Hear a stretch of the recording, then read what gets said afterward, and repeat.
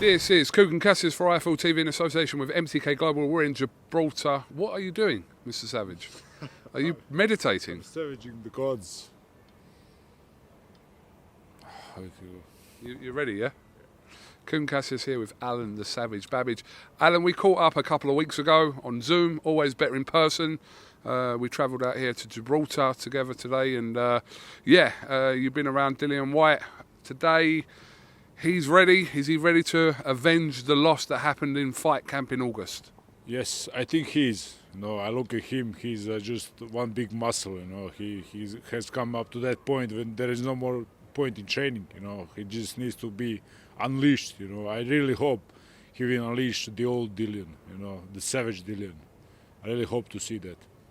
We saw a clip. I don't know if you saw it on social media today, where Dillian was kind of responding to people that doubt him, are kind of putting him down ahead of the fight because of what happened to him at fight camp. And does that play on his mind? I mean, the people that come on, we know what boxing fans are like sometimes, especially you've got to take the good with the bad. When you're winning, it's all good, but when you're losing, you take the stick. But today I saw that kind of bite in him where he said, that all these people that kind of doubting me and saying these things to me, and saying that these people live at home with their mothers in their 30s, etc.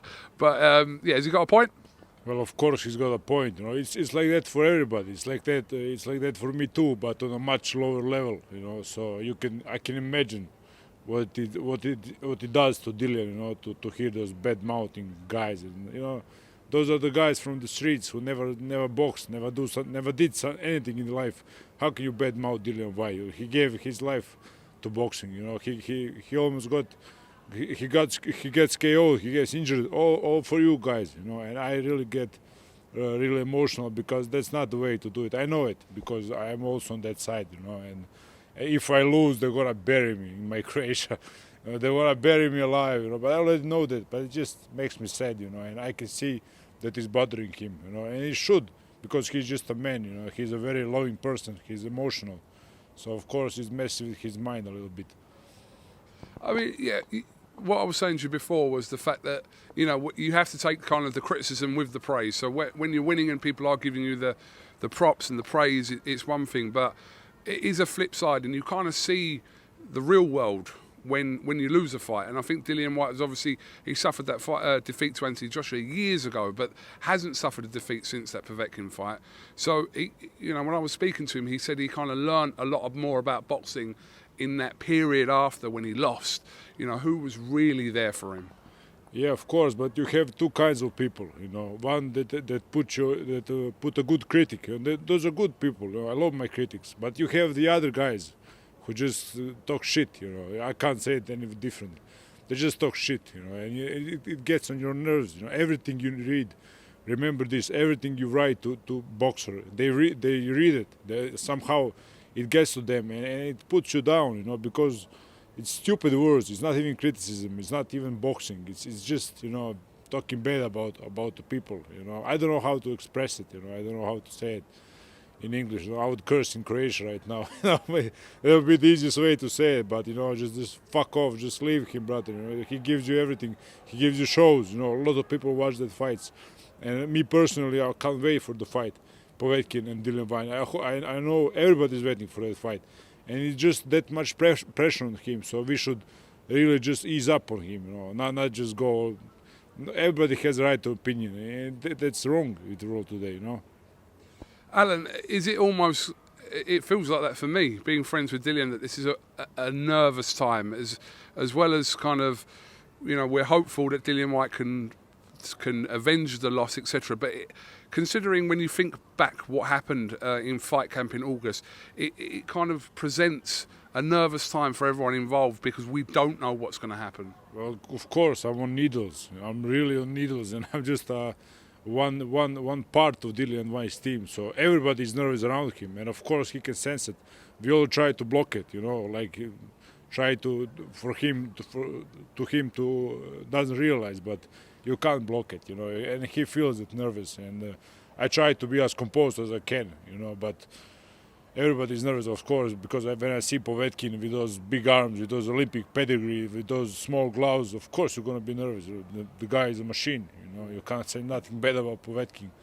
So we are all nervous, but that's the part of the play, like you said.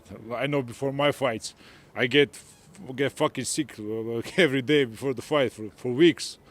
You know, it's just the way it goes, you know. And I would like the people to know it's a tough job, you know. It's a tough job, and they should really help us. If not nothing, but don't call us names and don't do those stupid messages, you know. Because if they saw us in real time, they won't say nothing to Dillian, you know. They'll say, "Oh, Dillian, I'm a fan," but how can you talk shit over the keyboard and stuff, you know? Don't do it, you know. Just don't do it. Just let him. It's a stressful situation. For me also, I'm not even fighting, so believe me, it's a very stressful situation. Alan, after the fight, and Dillian kind of almost gave the perfect response, which people like to hear. He didn't make any excuses to his loss with Povetkin. He said, you know, he got caught with that shot and he didn't recover, and that was that. And his attitude was to Eddie Hearn, and the message to everyone was, get me the rematch. Obviously, we know there was a delay of a few months because of certain situations, but he made not one excuse about his loss. He didn't blame it on a camp. He didn't blame it on an injury. Didn't blame it on anything. And that's really what people want to see. They just want to hear people say, I was the truth. I was winning the fight, knocked him down a couple of times. I got caught and I lost the fight. But that's kind of what people want to hear, isn't it? Yeah, well, Dillian is one of those guys, you know. You have Deontay Wilder. Now you can see the difference between the two, you know. And Dillian could say 10,000 things, you know, but he said nothing. He said, he caught me, and like I said before, Dillian looked better after the first fight. So I think the Povetkin had the longer end of that fight, you know. And Dillian didn't make no excuses. That just shows how strong he is, you know. But how strong he is, that you gotta be even 10 times stronger to just prove that, you know. So he just keeps putting on levels on himself, you know. He just keeps putting on weight on his shoulder, you know. So I'm hoping he's gonna. If somebody can manage, it's him, you know. So Dillian is a special guy, you know. You saw it, you know him. I don't know what else to say. You know, I have much love for the man. He's my mentor. He's the guy who bring all of this to me, to my house, you know, to my Croatia, to everything. So I just hope the gods will return the favor. Let's talk about you now. Obviously, previously I said in the interview that we spoke a couple of weeks ago, you gave us an update on your injury in your shoulder, but that was a couple of weeks ago. So you're kind of moving closer to making a return to the ring. Yes, I can't wait, brother. I can't wait. When I'm here in Matchroom camp, you know, it's all perfect, but I'm not fighting, and it's a huge part missing, you know. I am here for Dillian, and I mean it, but when I get that in my head, I'm not even fighting. It's stupid. I don't want to be here like a waiter or something, you know. I just want to fight. I want to fight anybody and everybody. And my shoulder is coping with me, you know. It's going very, very good. You know, week after week, it's much better. So I already told Eddie Hearn and everybody I'm going to be ready for May. And they say I'm not, but I said I will. You know, I will be ready for May. Believe me, you're going to see me in May. I'm going to give you everything again. And if it means another surgery, I don't care. I'm going to operate my left shoulder then. You know, so I'm going to be ready for May.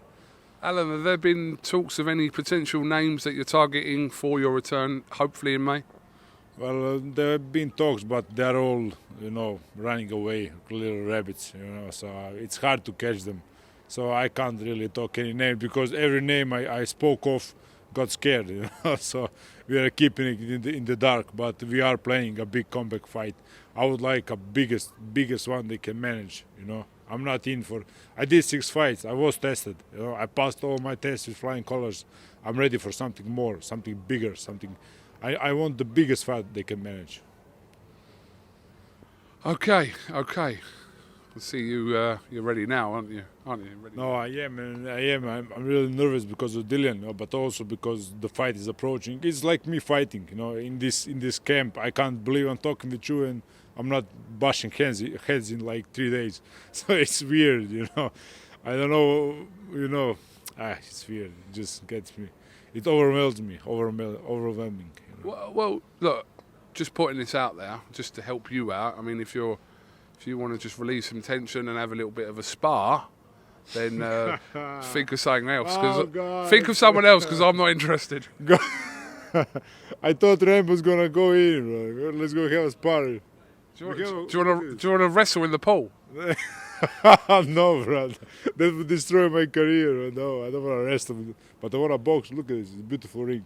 I'm going to go and have a few shadow boxing rounds, to not go mad completely. And all my Savage Army, thank you for supporting me all of this time. It was amazing. So many messages. My Instagram just went the same as if I'm fighting. They're watching with me in those surgery bed and stuff, and writing me all kinds of messages. So, okay, Army, I'm gonna return the favor. I am in doubt in all of you, and I'm gonna return the favor. Come May. Alan, the Savage Babic, thank you very much for talking to IFL TV. I'm sure we'll catch up with you again later on in the week. It's only Wednesday, so we'll look forward to that. You okay? Cut it off, brother. Thank you very much, Alan Babic.